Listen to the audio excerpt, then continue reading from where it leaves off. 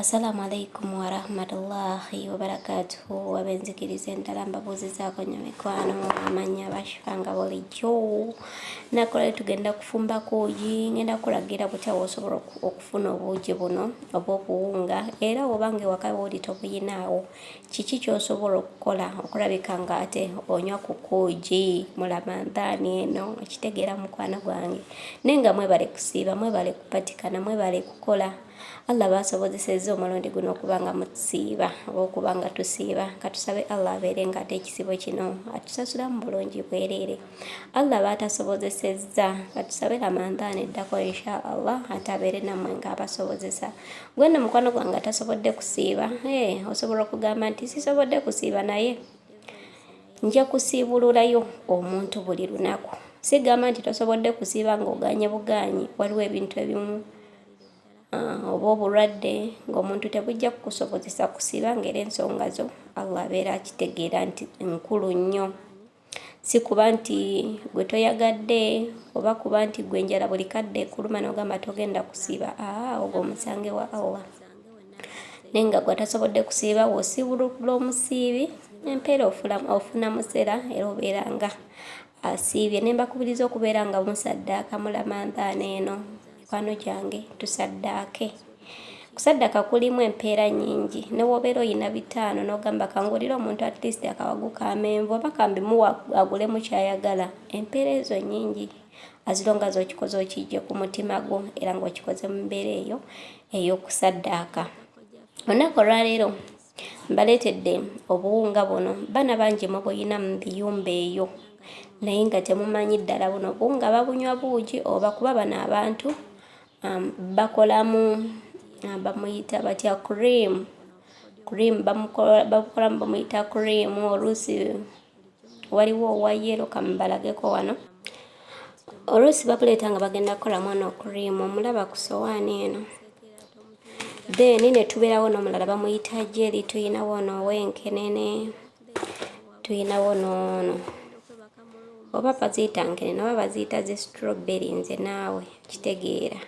Waliwo n'omulala beera wa orange lwakuba yatuweddeko naye ng'oyinza okwekanga nga boosi waleese buno obuwunga nga byagenda okukolamu naye bw'obulabeyo ng'obula oyagala obunywa mukama wo nga talina buzibu bwonna kuba waliwo omuntu nga ye tayagala kukozesa bintu byabaguze era nga agenda kugamba oba leeta ssente naye era obeera akusabye ssente nsuubira si ssente nnyingi nnyo oba osobola okuzimuwa n'oba ng'okeetuusaako. Kawunga kalungi, kuugi kalungi, buwunga bulungi nnyo bwe buno ewaffe bwe tuyita nnambeemu. Obuwunga buno eno osobola n'okubugoyamu akawunga lwakuba nga era womanyi bino ebitwana abantu bubeera butini. Simanyi ssente wabula mmeka naye ng'osobola okukasakingako ku Google n'omanya ssente ze babutunda. Abaana abamu oyinza okuŋŋamba nti buno eno bwe buno obukwata biki biki. Waliwo buli obulala babuyita cornstarch, ke kokorabaawo ndowooza emabbali obwo bwe bukwata ennyo naye nga buno tebukwata buwunga bwa kasoli. Ndowooza n'ekigambo okiraba n'omuno gwa kasoli ogulaba. Kati katusumululeko okwo munda oyinza okugamba nti ate munda bulabika bulinganga nayironi. Buwunga bweru. Kakano nkasumuludde kati katuteekeko wano eno kajiiko kaffe. Buwunga bulungi nno nnyo. Okalaba oyinza okugamba ntaddeko kati nentokalaba bulungi ndi ku kasawo kaabwo. Obulaba kawunga kalungi nnyo ka mulembe. Oba oyina amata kozesa amata gaffe. Waliwo amata ag'obuwunga. Osobola okuba nga mukwano gwange oyina amata ag'obuwunga nago gakola. Osobola okuba nga oyina gano ag'akadomola waliwo ge baleetera mu bucupa. Osobola okuba nga go gonna togayina. Tuyinawo akata akaffe kano lwakuba kiba kirungi kale n'okakozesa nga gali obuliddwa nga ku gano abiri toyina g'ofunyeko then n'okozesa kano. Kitegeera mukwano gwange tobeereyo mu kiyumba kugamba nti ate nze sinywa ku buugi. By the way tuyinawo n'obuwunga obulala. Tuyinawo n'obuwunga obulala bwenkulaze oba nga tobuyinaawo. Obuwunga buno eno bwe bakolamu cubes bakolamu cubes bulinga nga kyakyu bulinga obutali kyakyu naye nga bulungi oteekamu amata nga mangi obeera ofiiringa ekintu kyokola okafumba n'okalekako ne kabooberera ng'akakasooli we kabeera. Kati buno bwonna woba tobuyina mukwano gwange, mu nnyumba z'Abawalabu tusinga kubeera na muceere. Omuceere we guli mu bujjuvu, mukama wo aba nga takuyinaako buzibu era nga takiyinaako buzibu. Kati mu kisibo kino nze nsuubira omuntu abeera kakkana mu mbeera ne wabeera nga mukambwe. Kuba omuceere gu blendinge, akuugi k'omuceere okategeera, gu blendinga bulungi omuceere ogwo buveemu obuwunga, kafumbe, teekamu amata, ojja kujja neebaza oluvannyuma. Nze wange sibulirirwa byakunywa, akaseera kakeesi naba kufuna kuba nabo bagamba ne bagamba babbeeyi biki naye nga kano nako kantambulira. Kantambulira eri gye banywera gahawa waabwe. Nze munaye mbeera ndi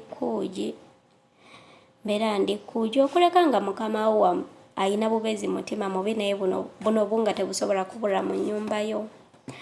Buno bwenkulaze buno tebusobola kubula mu nnyumba yo. Obiba bibuze byonna omuceere we guli, kuba omuceere gu blending munjonyole kuba bo tebabitegeera. Nze wange wanene we nabufumba beewuunyira buli omu n'atestingako buli omu n'atestingako ekitegeera. Ndoza ne bagamba bula bannayuganda temuli bangu, muli batetenkanya. Kati olaba obummonde, ntera oluusi okufumba obummonde nga nsiibulukuka nze, naye bo tebamanyi nti nno obummonde mmere, bo bamanyi nti obummonde nva. Kitegeera tofiira njala mu kiyumba kya Muwarabu, Omunnayuganda yeetetenkanya naye oyinza osanga nga mukama wo sebo kanaakuuja akabubira kuba bo bulabika bwabbeeyi kuba bano be babeera babuguze wano.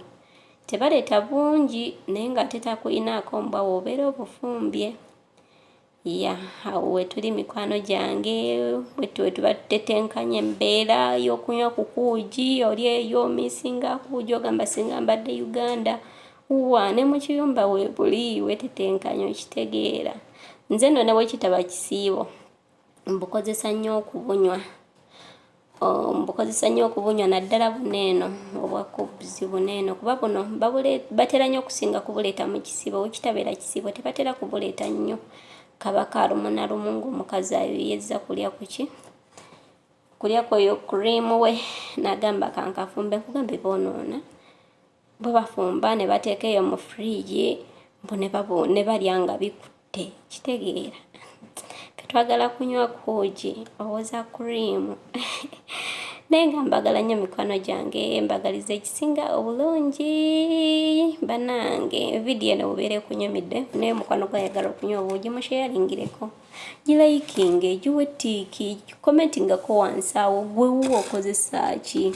Onywa caayi mukalu, onywa caayi mata, weesala gahawa. Nze munaye gahawa yannema okulekanga muyoyeza nnyo ate nteekamu sukaali. Oluusi ne ntabulamu muko ne ku mata ne nteekamu sukaali, kiba kya bode. Ate era mukwano gwange ekirala gwe wenna ng'oyagala okunywa labani nga wanene omunywa ng'owulira takuwoomera, labani muteekemu sukaali. Ojja kujja onneebaza oluvannyuma buli mukama wo w'anaaleeta ng'akuwanga luli abadde akuwanga toyagala, oyinza n'omusaba ebikopo ebibiri. Kitegeera labani muteekemu sukaali onywa ekintu. Gahawa sibagamba kumunywa nnyo kuba ye abuza otulo. Kitegeera gahawa abuza otulo naye nga gw'omwagala kiri gy'oli okuba nga ate omwesala kuba waliwo abamuwoomerwa naye nze yannema okunywa nga mwereere. Ate n'engeri gy'abuza otulo munywa lwe mwoyezza lwokka naye nga mbagala nnyo, mbagaliza ekisinga obulungi. Pozi mikwano gyange tukyalina obwetaavu bw'omuzikiti gwaffe ogwalina ky'olina bonna mukwano. Beera ate nga otusaddaakirako mu kisibo kino tulabeka okuba nga ennyumba ya Allah eyo ate nga tugiddaabiriza mu mbeera. Pozi munnange nze weerabira kuba nga tosubscribinga ku channel yaffe eya Takabbal Islam Media. Tufollowinge ku Facebook Takabbal Islam Media. Tubeerako n'emisomo egy'eddiini. Yitayo obeere munnange nga weyongera okumanya eddiini yo. Yiga ebyo by'obadde tomanyi. Naawe atali musiraamu tekigana kubeera nga ofollowinga page eyo kubeerako emisomo egy'enjawulo. Tubeerako ne basheehe abakubuulira ekigambo wama naawe n'ogamba nti lwaki sidda mu ddiini y'Obuyisiraamu oba weetaaza okusiraamuka osobola okuyingira mu kabokisi ka shehe tajja kugana kwogera naawe, oba yingira mu kabokisi kange omumbeja Shifa ku Facebook, oba genda ku page yange eya news updates media channel, beera nga onterayo message mukwano, tujja kuba twogera. Oba nsanga ku TikTok Shifah the Hustler 2, tujja kuba nga twogera, nja kuba nga nkutuusa ku shehe oyo asobola okubeera nga ate akusiramula mukwano guno. Kambalekere vidiyo eno, mbagala nnyo, mbagaliza ebisinga obulungi. Assalamu alaikum warahmatullahi wabarakatuh. Assalamu alaikum warahmatullahi wabarakatuh. Ndaba muganda wange nkulamusizaako. Akadde kano ndikasuula Muslim Primary School wali omuzikiti ogw'ekitundu. Ekitundu kino kisangibwa mu kyawunibwa Town Council, Kalungu District, Greater Masaka, gy'oyinza okuyita Buddu. Akaseera kano nga bw'olaba outer part oba ekitundu ekyowabweru eky'omuzikiti guno, ojja kizwa nti gukyali mu mbeera nnungi. Evyu yaagwo nga bw'okiraba, enzigi ziringa bwe zaagala, amadirisa, ebirawuli byavaamu. Bw'oyimirira eno olengera eri, so olaba nga embeera mwe guli mu butuufu teyeeyagaza. Bwe weetegereza n'ogwetooloola gwe yali atuuseewo, olaba nti mu butuufu si y'embeera eweesa Allah w'ekitiibwa, ekitiibwa kye nga bwe kisaana. Bwe tuba nga tuyingidde munda, ojja kwetegereza okizuule nti si y'embeera ennungi ezaamu amaanyi, naddala omusiraamu oba oli awo gye yandiyagaliddemu eri Allah we. Mpozi wazze wabaawo okugezaako okuddaabiriza embeera nga bw'ogiraba bw'etunula, naye era okiraba nti mu butuufu si mbeera nnungi. Kangezeeko okuzuuminga ebifaananyi bino, oba oli awo weetegereze bulungi embeera omuzikiti eno gye gulimu gwe twogerako. Musiraamu muddu wa Allah, eyo y'embeera omuzikiti guno gye gulimu. Obuwundo, buli kiwuka ekya buli kkala, okutonnya gutonnya, amabaati waggulu gakaddiye, buli kimu tekyeyagaza mu mbeera eno nga bw'okiraba. Nabwe kityo tugatta eddoboozi lyaffe ng'abalumirirwa omuzikiti guno, abaliyo, abasomerayo, abayiseeyo, abakuliddewo. Wenna alina ky'osobola.